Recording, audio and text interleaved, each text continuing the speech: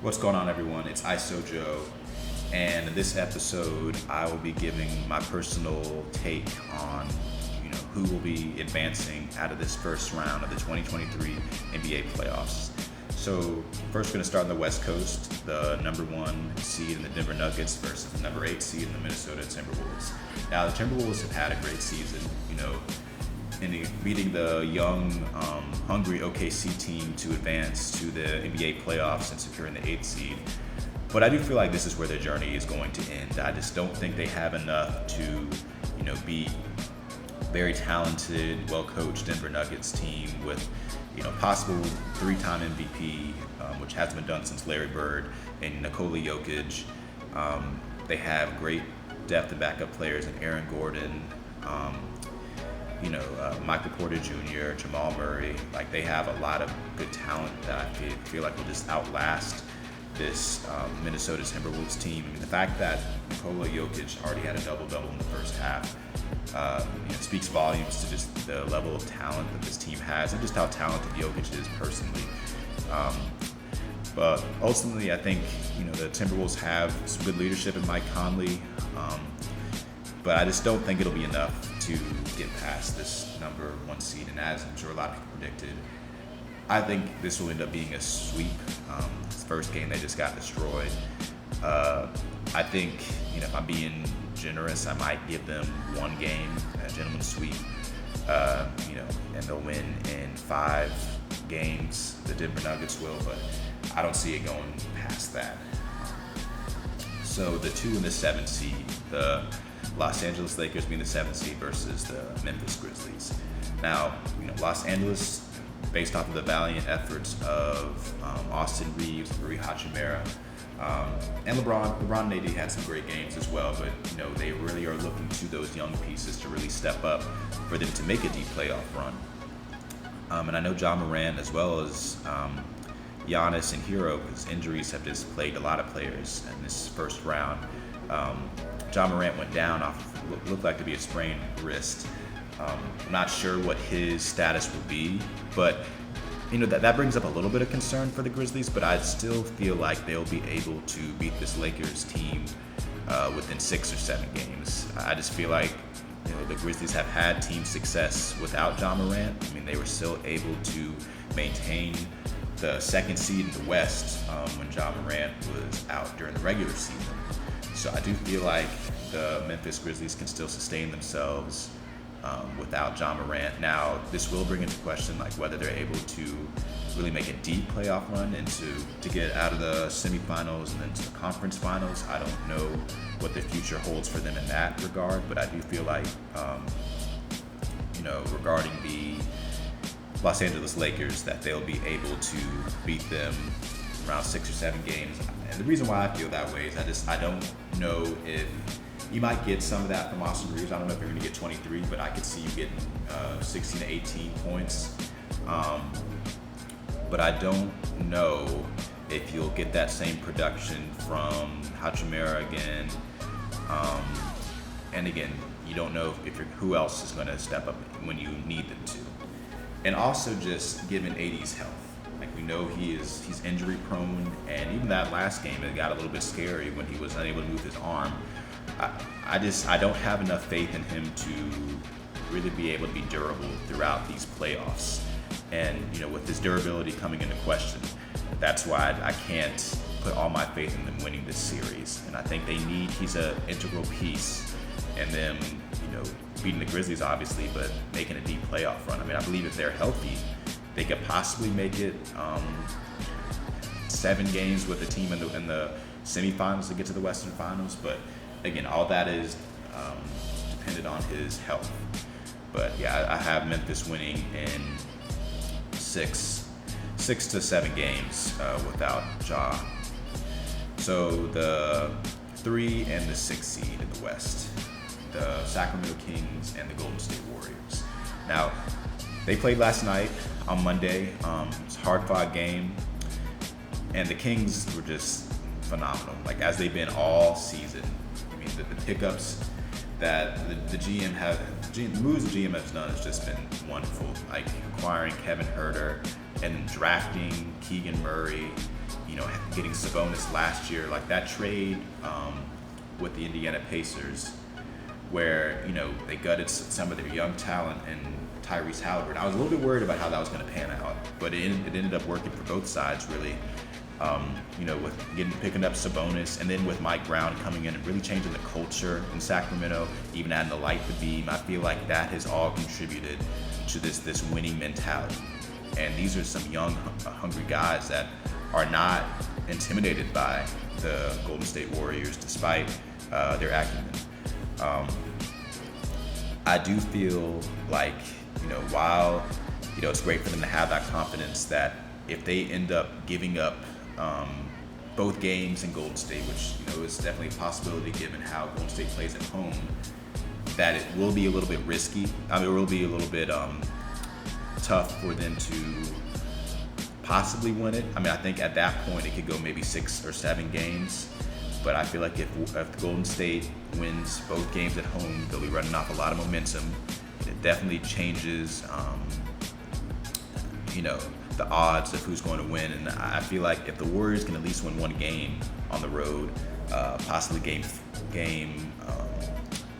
5, then they can close it out in game 6 at home. So again, that'll be an interesting series to watch.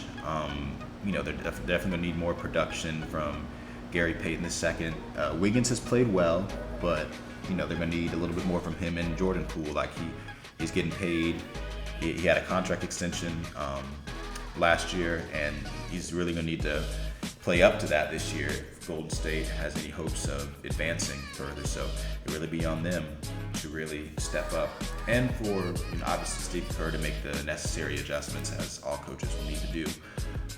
So with the 4th and 5th seed being the Phoenix Suns and the Los Angeles Clippers respectively, I still see even though the Suns gave up game 1, I still see them winning and around 6 games. I just feel like without Paul George, that takes a toll on the Clippers defensively and offensively, with him being a two-way player. Westbrook has been a great addition to this team. He can contribute, he can still contribute offensively, but it's really just the intangible things that he brings onto the team, like his energy, his ability to defend, his ability to facilitate things that people aren't just astonished with on the stat sheet. Like, he does the dirty work. He's the gritty player for that team. And as his teammates have spoken to, like, those are the things that help you win games. It's just that aggressiveness. It's that hustle mentality. That's what is allowing the Clippers to do well. Now, I do feel like that will run its course ultimately in this round. I think that, the Suns will turn it on, because it's just hard to bet against a team that has 2 Hall of Famers on it, and that's well coached by Monty Williams, and again, just three level scores. It's pretty hard to kind of vote against that or to choose against that. So I still have Phoenix in 6 in the Western Conference. Now, moving over to the Eastern Conference, Milwaukee Bucks won in the Miami Heat with the 8th seed. Again, there were some injuries that happened in that game. Tyler Hero with his hand, he's going to be out for the rest of the series. And then Giannis also went down. He had 18, I believe, that game. Now that'll be an interesting series now with the Bucks' best player going out. But I have faith that he will come back. I know Giannis went down a couple of years ago when he was playing against the Hawks, and then he ended up coming back and dropping 50 to win the finals that following year. So I still have faith that he'll find a way to make it back, because I just believe that's the type of player he is. And he will have that. He just has that mentality to keep on going and to keep pushing until there's absolutely no reason or no way he'd be able to play. So I still have the Bucks winning in 6, because Miami's a great team, but at the end of the day, the only person I feel like I can really count on for Miami is Jimmy Butler. And one player is not enough to really make a deep playoff push or to get out of the first round, much less.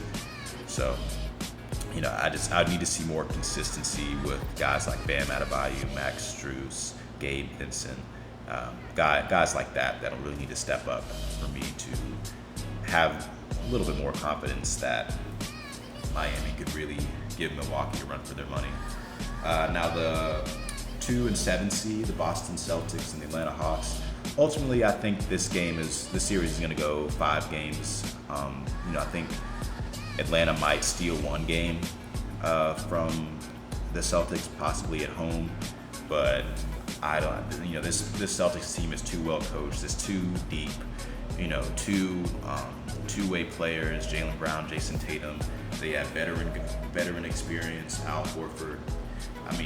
And then they have just the rim protected Robert Williams. I just don't think that the Hawks have enough.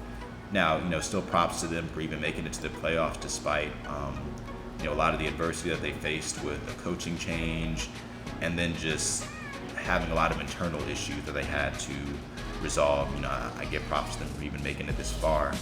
But again, they've just been too mediocre for my liking, for me to have faith that they're going to get out of this first round, especially against a team like Boston who has championship aspirations. So, I see them losing in 5, Atlanta Hawks, and Boston moving on.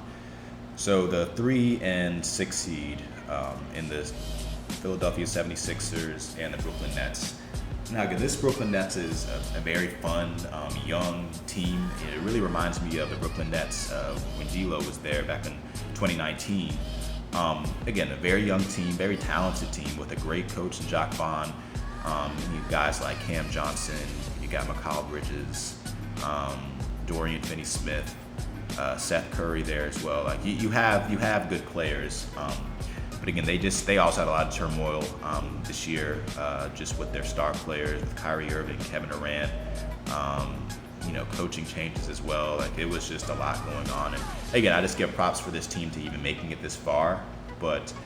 I feel like they had to gel really quickly, and I just don't know if they had enough time to really compete to the best of their ability against a team that has been the same since the beginning of this year, and we're already at championship aspirations with a possible MVP candidate and Joel Embiid on their team. I think with him, you got Tyrese Maxey, who gave him 33 the other night. He's doing that. You got James Harden, he probably will need to be more aggressive offensively, but even if he's not doing that, he's facilitating and creating for his teammates, Tobias Harris, and then with Doc Rivers as their coach, I just feel like it'll be too much for the Brooklyn Nets, and we saw that in that first game. In that second game, Brooklyn got out to a good start, but they weren't able to keep it up and sustain it into that second half, and I ultimately think that'll be the common theme throughout these playoffs. So I have Philadelphia advancing. And for this last team, the Cavaliers and the Knicks, I feel like this will be the most competitive series. I feel like these teams are, relatively equally matched.